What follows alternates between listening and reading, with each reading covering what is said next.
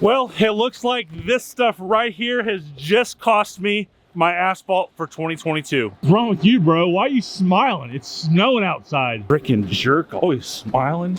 Not only is this snow causing some issues with our asphalt, but we have some other issues as well, and it's getting crazy. No Corvette today, buddy? Oh.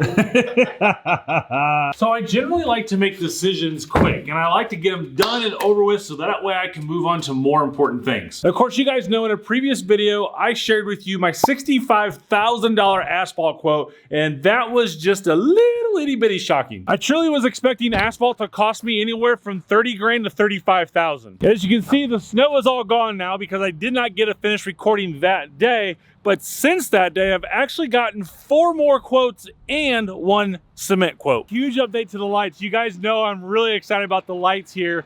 And I told you I was going to call Duke Energy and have them change that light out. And that's what they're doing. Now, this light is a little bit different than what I anticipated. And I think we've got it positioned correctly, but that is, he says this is like a stadium light. So what you see at football stadiums and whatnot. So we're gonna have to come back later in the video and show you what this place looks like. As you can see, that light is now up and we've got some big concerns. I've had so many different ways of people telling me to do things on this lot for asphalt and cement that I'm a little confused. And my number one thing here is I've got to worry about is making sure that we do it right the very first time. I showed you in the asphalt quote video of us getting water in this area here, water coming in this area here, and water coming down pretty much right around here and then coming over towards the Yukon XL over there. And that water does really good by slowing down because we have gravel. As soon as I put asphalt or cement on this property,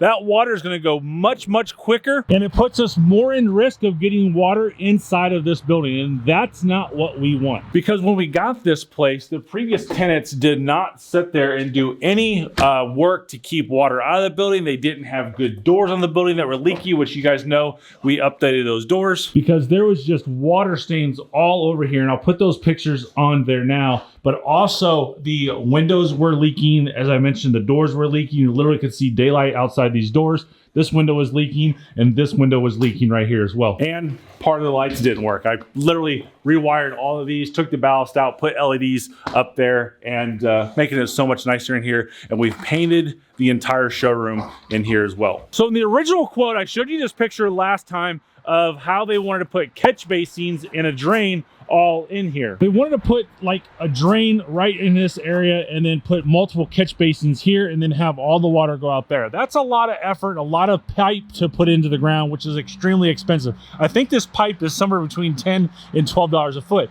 From here out there is approximately 230 feet. So that tells you it's a lot of money to put that pipe in here. So then, after talking to the asphalt company, a vast majority of that quote was groundwork. And they don't specialize in groundwork, they specialize in asphalt. So I went out and I'm gonna find somebody who does groundwork and see if I can get it for much cheaper. I got that quote too. And the groundwork people actually work with the asphalt company really well and really close. And they probably would have subbed it out to them. And then all of a sudden they met with the superintendent of the asphalt company and came out here and just completely did exactly opposite of what they told us that they wanted to do in the quote. And what they wanted to do was put a drain somewhere up in this range here, about 12 feet out from the cement over here. So that way they could get a paver in here and do one asphalt right here, have a drain right here, and then asphalt the rest, and they'll do all the groundwork to kind of get the water to move this way. So they said, well, if we do that, maybe we don't need to put these other catch basins in here and that'll save some money. And I didn't have all of the gist of these catch basins. These were pre-formed concrete catch basins that we see on the side of the road that these big construction companies are putting on the sides of the highways. I'm like, oh, I didn't know that's what we were doing. And since that video went live, I had so many other people reach out to me that wanted to give me quotes, which was good, including one company that says, you don't need to do any drain work, catch basins, anything, we can just do it. And that quote came in a whole lot cheaper. But I asked the $1 million question on that quote is like, what guarantees do I have that water's not going to get into the building? Oh, We're not going to guarantee any of that. We just know what we're doing. And sorry, I just can't take that risk. This quote was for $53,838, which was $11,562 cheaper than my original quote. Saving $11,500 on a project like this is awesome. But in the long term, if water is getting into this building, it can cost me a whole lot more than $11,500 to fix the issue that we have in hand of water intruding into the building. So I like the idea of having drains. Even if I have to spend a little bit more money, that's good insurance to ensure that we don't have issues of water getting into this building. You guys know that keys are getting crazy expensive, $300 and $400, and then you got to spend hours at a dealership. Well, my friend Mike, who owns Tom's Keys out of Utah, now is doing key cut by photo. So you literally take a picture of your current key that you have, and they will send you a key in a box like this along with the instructions on how to program with your car. You don't go to the dealership. And to mention, it's so much cheaper than the dealership as well. So I'm literally doing it for my cars right here. This is a Nissan Versa that I just sold a customer that I'm gonna just send him the box and give him the instructions and he can program it at home. And this is to our 2010 Camaro that we had keys looking like really crappy. The buttons were falling off, right? So now I got 2 new keys that were really cheap. And I set up a really cool, awesome thing. So if you use the link in the description and that's you're showing up on the screen to get your keys, you'll get them cheap and quick thanks to Chevy Dude. And that leads us into the groundwork only phase of this. Something that I thought, well, heck, I'll go do some groundwork only and we'll get that done. And that quote came into about $35,000. They came out here 3 separate times over a 2 or 3 day period. And I think that just confused them more, and they came up with this idea of doing all sorts of goofy stuff that I don't think was necessary. And I think they were scared because my property line comes to about right here. So there's a drain down there. And I basically said, I want to get asphalt over to here. And they're talking about having to dig out all of this over here. And I'm like, no, we can't touch that hill. He's got this hill the way he wants it for my neighbor Ron. I want to keep it that way. But we can just like dig out to right here, lay some lime rock, bedrock, so we got a base and asphalt down there, and there's a drain down there that the water can run into down there if we can sit here and hump this down this way. So I don't have the confidence in that company, so I'm not going to do that. And then lastly, I've had someone say, which is what I thought the entire time, was let's just put a drain right next to the cement right here. There's less likelihood of people driving on it. We can get a commercial grade drain and catch basin on top of it, a French drain, have it come out to right here and just dump it right over here like this. Because we can get this out here and just go right down that natural valley, that swell that's in there, that'll exit the water out. This seems like the easiest solution for me to do, and it's probably the most cost efficient as well. So you guys know my neighbor Ron over here. He stopped by and was talking to me one day on his last time of mowing over here, and he was telling me when they brought rock in here